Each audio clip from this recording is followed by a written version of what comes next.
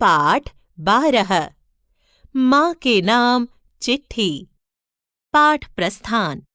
प्रत्येक मनुष्य अपने देश से जुड़ा होता है, इसलिए कोई भी कार्य छोटा या बड़ा नहीं होता।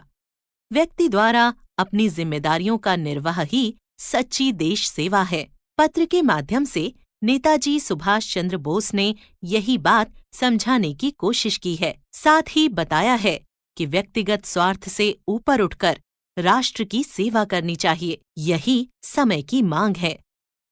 रांची, सन 1912। आदरणीय माँ, सादर चरण स्पर्श।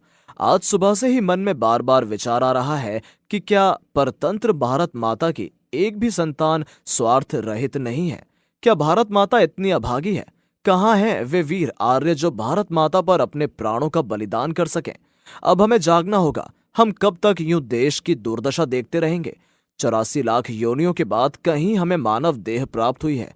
यदि इस जीवन में कोई श्रेष्ठ कर्म ना कर सके तो जीवन ही व्यर्थ हो जाएगा। भगवान ने कलयुग में एक नई जनजाति बनाई है, वह है बाबू लोगों की। यह जाति किसी अन्य युग में नहीं थी।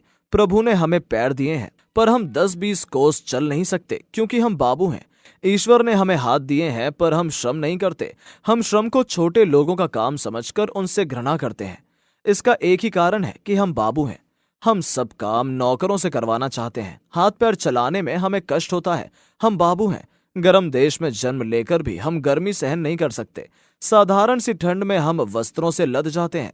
ज्ञान विवेक होते हुए भी हम उसका उपयोग नहीं करते। मानवता की ओर हमारा ध्यान ही नहीं जाता। यही कारण है कि हमारा देश दिन प्रतिदिन पतन की ओर बढ़ रहा है।